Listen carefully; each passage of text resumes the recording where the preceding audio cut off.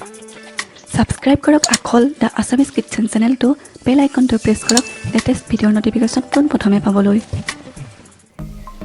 Hello everyone মোৰ Aakholলৈ আপোনালোক সকলোকে পুনৰবাৰ স্বাগতম জনাই আজিৰ ৰেচিপি ভিডিওটো আৰম্ভ কৰিবলৈ লৈছো আজি আপোনালোকৰ ওচৰলৈ এটা অতিকৈ সোৱাদ লগা খাৰ মাছৰ ৰেচিপি লৈ আহিছো গতিকে দেৰি নকৰি আমি ৰেচিপিটোলৈ আগবাঢ়ো বলকচোন খাৰ মাছ বনাবৰ কাৰণে এয়া লৈছো 3টা পিয়াজ কাটি পেলাই মিহিকৈ কাটি লৈছো আৰু লৈছো আদাৰ পেষ্ট আৰু লৈছো জলকীয়া জলা যিমান খোৱা হয় সেই অনুপাতে জলকীয়াটো দিলেই হ'ল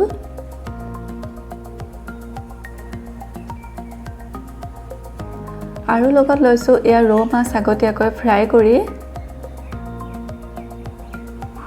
এতিয়া গেছত কেৰাহী বহাই দি কেৰাহী গৰম হোৱাত দিছো জোখমতে মিঠাতেল তেলৰ পৰিমাণটো বেছি দিব নালাগে এটা তেল গৰম হৈ অহাত কাটি থোৱা পিয়াজখিনি দি দিছো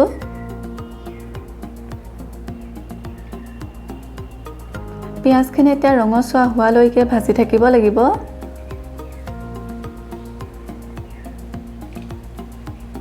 লগতে জলকীয়াটো দি দিম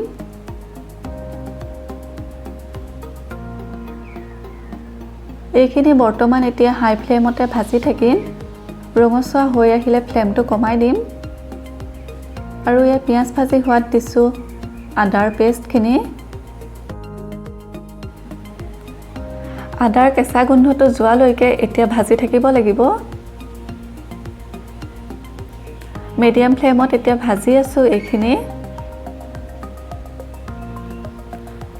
ভাজি হোৱাত এতিয়া দিছো জোখমতে হালধি লৰাই দিছো আকৌ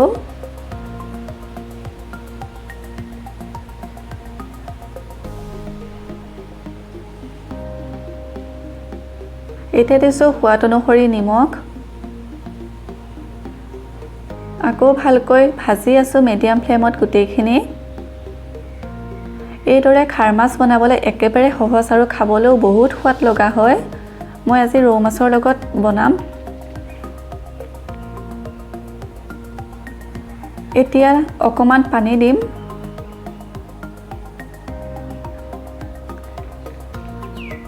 ইমানখিনি পানী দি পেলাই লৰাই দিছো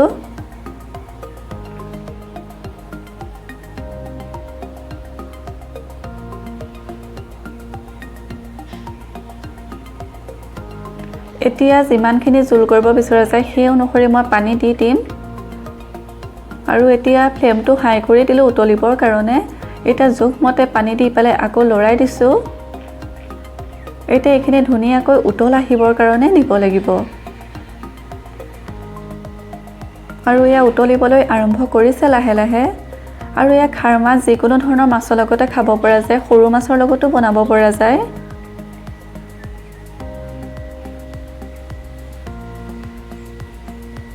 ধুনীয়াকৈ উতলি আছে এতিয়া ইয়াত আমি খাৰখিনি যোগ কৰিম ইয়া ভীমকলৰ খাৰ হয় মই ইমানখিনি খাৰ যোগ কৰি দিছো খাৰখিনি যোগ কৰাৰ লগে লগে ৰংটো ধুনীয়া হৈ আহিছে আৰু খাৰৰ পৰিমাণটো মানে খাৰত যিমানখিনি চুকটো থাকে সেই অনুসৰি দিব লাগে যদি চুকটো অলপ কমি যায় তেনে খাৰটো অলপ সৰহকৈ ব্যৱহাৰ কৰিব লাগে আৰু যদি চুকৰ পৰিমাণটো অলপ বেছি থাকে তেনে অকমান ব্যৱহাৰ কৰিলেই হয় এতিয়া এইখিনি আকৌ উতলিবলৈ দিম হাই ফ্লেমত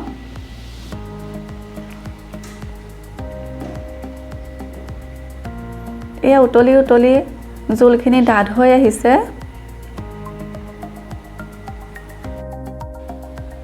এতিয়া ইয়াত মাছখিনি দি দিম মাছ গোটেইখিনি নিদো মই 3 পিচ মাছ দিম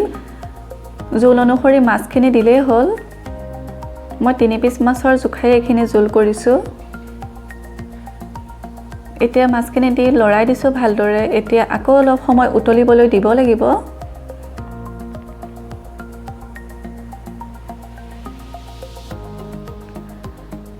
মাছখিনি হতে জলখিনি ধুনীয়াকৈ উতলি আছে